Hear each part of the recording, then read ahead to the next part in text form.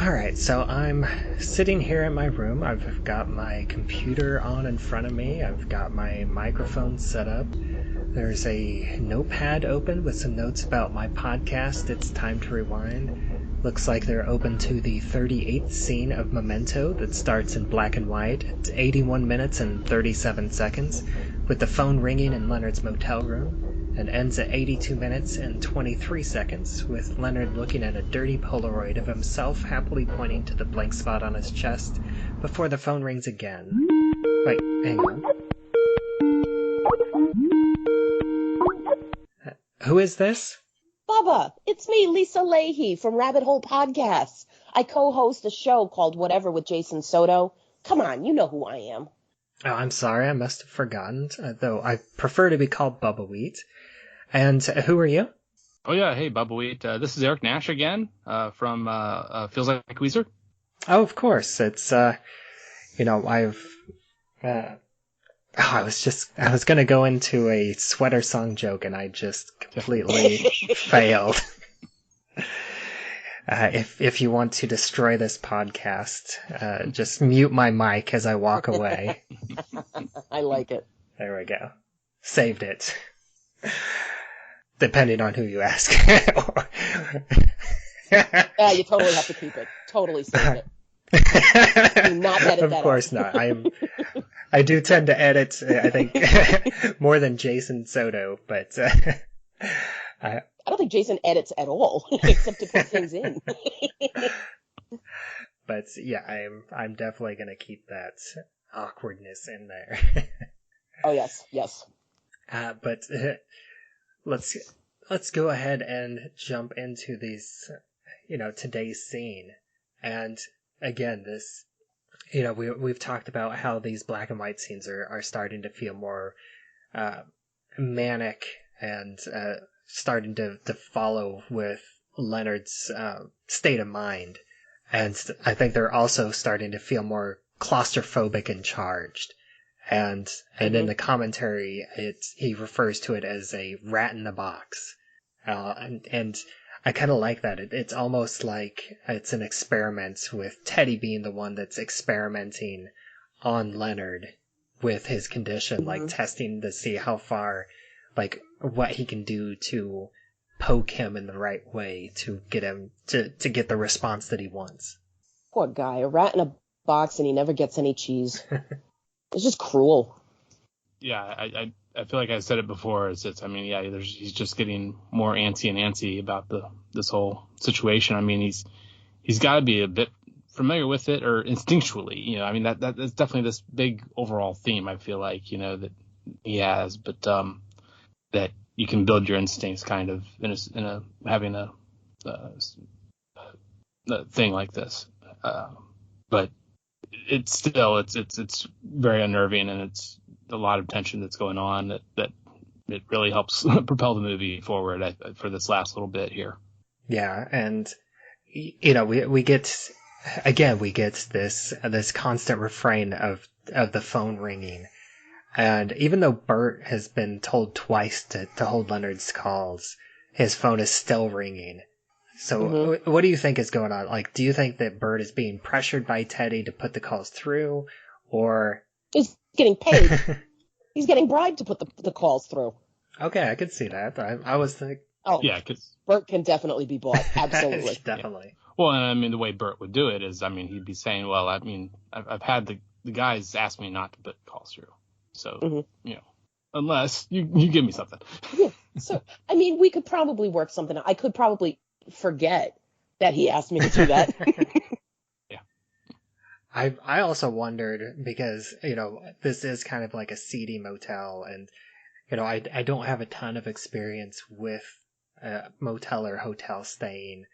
And I know, like, the higher ones, they go through, like, there's an extension, and they definitely have the ability to put room calls on silent. But I was wondering if this motel, is maybe cheap enough that they don't actually have that, have a way to do that, and that, each Bert is just pretending he's got this power. Yeah, like each room has its own phone number, and once you get the room's phone number, you can always just call the room directly. Yeah, could be. He could be another thing he's getting money for on the side. Oh yeah, I can hold your calls for you. It just costs about $5. And we get this envelope slide under the door. Oh, isn't that the worst? That is probably the creepiest moment. Because it's like you worry about him, he's listening to the wall, somebody keeps calling him, but then when somebody slides something under your door, you're like, nope, no thank you. Well, and the fact that it says take my call. Yes. The fact that it says take my call and the phone has just stopped ringing. Yes, and it's there's picture truly of him. no time lapse cut. Right. So it's like, this is in the very early days of the cell phone that this guy could have a very old style of flip phone. I think at this point. Oh, Teddy does not strike me as someone that has a cell phone. Do you think so? Now here's an interesting question: who is the person who slips the envelope under the door? Is it Bert or is it Teddy himself? Yeah, that's literally what I was kind of leading to for my next question, because I feel like it almost has to be Bert, because I think that Teddy would still be by the phone, so he can, kind of time it in his head in order to try and get the most effectiveness out of what's going on. Yeah, I agree. I had gone through some scenarios in my head of where Teddy is. Because there's no way, one of the first things that came to mind is oh, well, maybe Teddy is there in the lobby and he's calling him from the lobby, but he never would, because he talks about being a cop, and he's not going to cop to, no pun intended, he's not going to, fess up to that with Bert standing right there. So it's maybe Teddy is in one of the other rooms calling him. Yeah, I think that probably tracks. And maybe it is Teddy, just in the next room over, and he is hearing Teddy over there, but he's not in a state of mind for him to try and break into the next room, because he doesn't have enough evidence for, he just has this paranoid feeling. Mm-hmm. And so it could be that Teddy just, walked to the next door, and, he could have told, well, I don't know, I was thinking, he could have told Bert that he was a cop in order to let him get a room, but that wouldn't really track, because no, he would never. Yeah, because he would just, if he was going through that track, he would just have Bert open Leonard's room and go to him directly. Right. And if Bert were to do that, that's going to screw up all the business that's running through the place. I mean, Bert's the lookout. If he falls to whatever a cop wants him to do, then that whole place is shut down. Unless Bert does play both sides. In that case, who knows? Yeah, there is,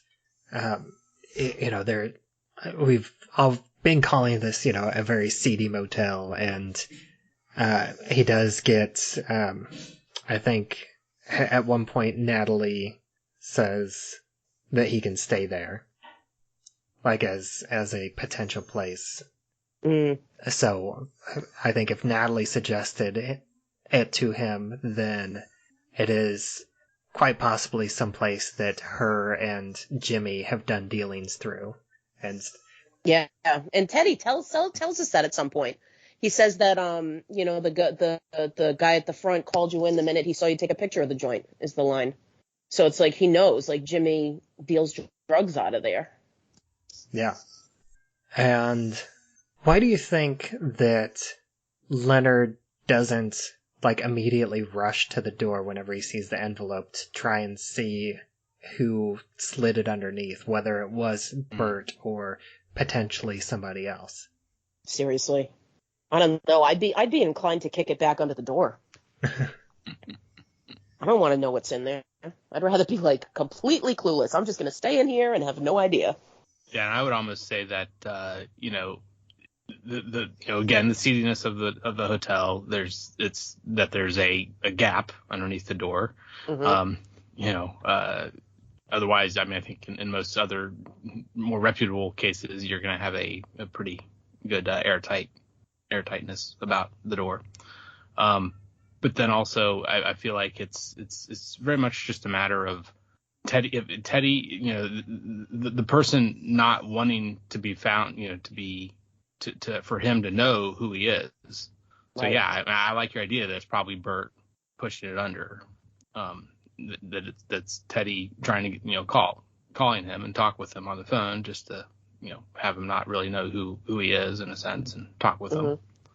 But yeah, that's so creepy.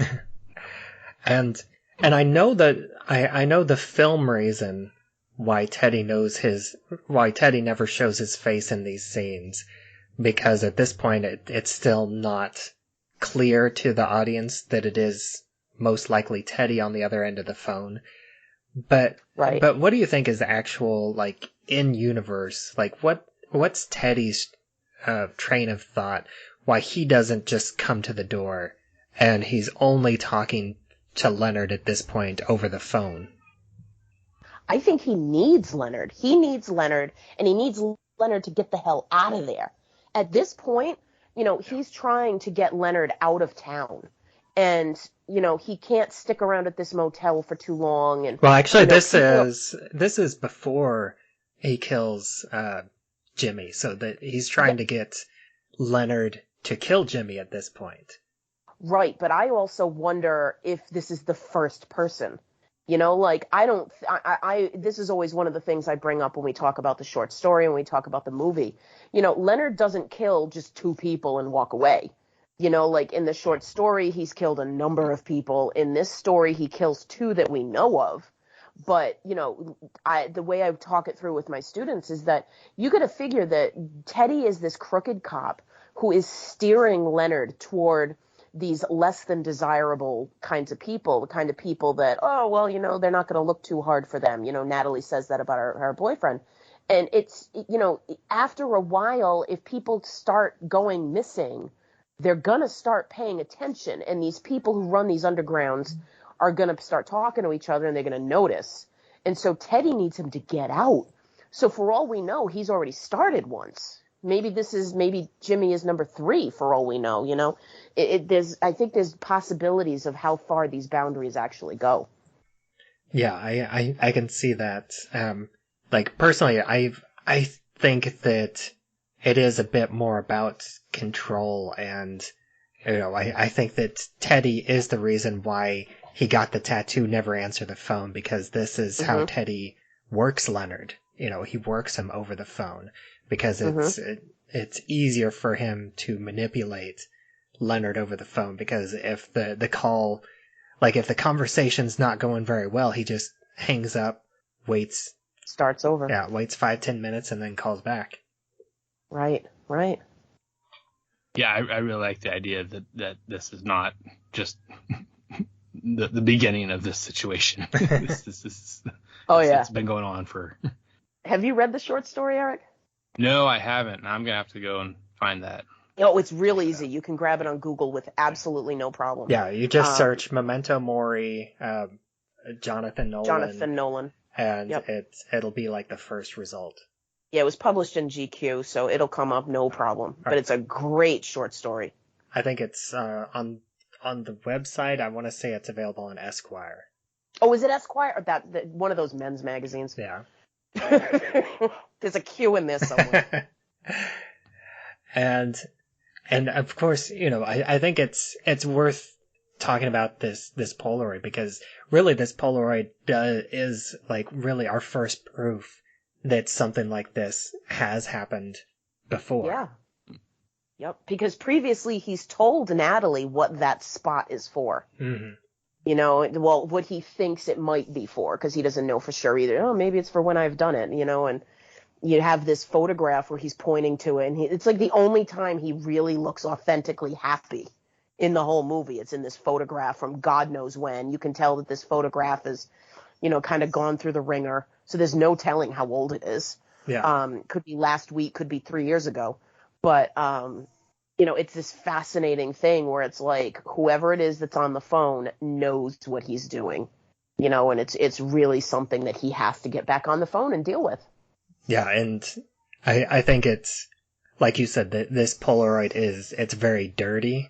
Mhm. But not only that, but him within the photograph is also dirty. You can see spots, and even though it's black and white in this scene, you do get a color look at it, and I did go back and look at it in the color version, and it is definitely blood. It's definitely red, the spots on him, so it does heavily imply that he had just killed somebody and took a picture of himself. Did the murder selfie, the serial killer murder selfie. God, it really is too. Which I kind of, I've mentioned it just a couple times. I haven't talked about it a ton, but I do kind of like the idea of, thinking about this movie, and Leonard is like this memory serial killer. He really is. Eric, do you have any thoughts about the Polaroid? Well, I mean, the biggest thing for me is just the personal connection for my two other shows, movie by minute shows, that is. Almost Famous, the movie itself, it's definitely represented there. And then Watchmen, I'm not totally sure that it's in the movie, but it's at least in the comic that Polaroid is important there with Dr. Manhattan. Mm-hmm. Looking at some Polaroids. Yeah, that's isn't that like part of the meme that goes around every so often, especially like with the franchises coming back? It's like, it's 1990. I'm watching Indiana Jones and I forget what the other 2006 I'm watching Indiana Jones. Yep. And Star Wars. Top Gun. Yeah. Yeah. Yeah, and then again, this, like, we've been so frantic in these past two black and white scenes, and then that completely changes once we get to this Polaroid, and everything stops. It's like, the brakes squeal, and oh my gosh. And we have this just eerie soundtrack playing, which it's so great, and then it's just, it's cut short by the phone ringing again. Mm-hmm. And it's that jangling ringing, that horrible, like, it's that much louder because of the table it's on, like this awful ringing sound. It's just the best noise. The best, worst noise. Yeah, exactly. And that comes to at the end of my notes. Do either of you have anything else about this scene? Yeah. No, I think I'm good on this one. All right. Well, once again, thank you, Eric, for joining us for this batch of scenes. And once again, why don't you go ahead and take a moment to share where else others can find you online? Once again, I did a couple other movies by minute shows, but I also had the song by song show, Feels Like Weezer, going through all of Weezer's catalog with good old couple co-hosts, Zach and Martin. Give a little shout out to them. Yeah, and I don't plug it very often on this show, but I do also have a music podcast, also on Rabbit Hole Podcasts, where I'm there with Lisa. I haven't had her on this show, but I do have my own show, Lyrical Innuendo, where me and my co-host Nick Rayhack, we discuss one song each episode, and we dig into the lyrics, and we look at the hidden meanings, and we decide if the song is actually about sex, if it's about drugs, or if it's just rock and roll. So, meaning that if it's about, some other third thing, whatever that may be. And that's a lot of fun, and tends to be a bit more explicit than this podcast does, but it's a lot of fun. You can find it out there. Just a little bit. Yeah. And as always, thank you, Lisa, for joining me through this whole season. Oh, we're coming to the end of it, Bubbawheat. What are we going to do? I'm going to just have to be on the other show for a while. Yeah, I mean, I definitely have future plans, and I'll definitely have you back as a guest on however many you want to be a guest on. Love it. I've proven myself. And as always, I'm Bubbawheat, and you can find me on Twitter, where I'm at Bubbawheat. And this show, It's Time to Rewind, can be found on any available podcatcher. And we also have a Facebook group, It's Time to Rewind, a time loop group, and you can join that to discuss episodes as they come out. and have discussions about other time loop movies, TV shows, novels, short stories. It's all welcome there. And until next time, I assume I've already told you about Memento? Oh, only every time I see you.